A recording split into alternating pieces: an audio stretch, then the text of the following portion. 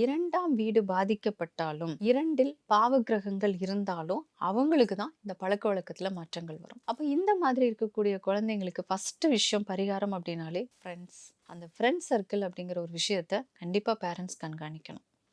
2வது வந்து பார்த்தீங்கன்னா, நீங்க நம்ம கூட இருக்கிறவங்களுடைய எண்ணங்கள், நம்ம கூட இருக்கிறவங்களுடைய தன்மைகள் நம்மளையும் பாதிக்கும். நான் சொல்லுவாங்க இல்லைங்களா, "உன் நண்பனை காட்டு, நீ நான் யாருன்னு உன்னை சொல்லு. பற்றி சொல்கிறேன்" அப்படின்னு சொல்லிட்டு.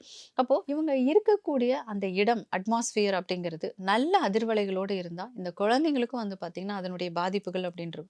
அப்ப நல்ல அதிர்வலைகள் எங்கெல்லாம் எடுக்குதோ, அந்த இடங்களுக்கு இந்த குழந்தைங்கள அடிக்கடி கூட்டிட்டு போயிட்டு வரணும். அப்ப எங்கெல்லாம் இருக்கும்? ஜீவசமாதிகள், கோவில்கள்.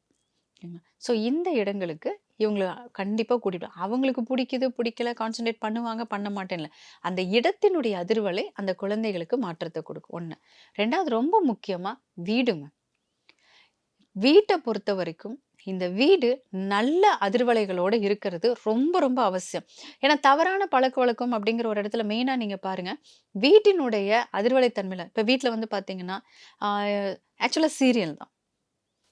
சீரியல் ரொம்ப, ரொம்ப, ரொம்ப தவறான ஒரு விஷயம்.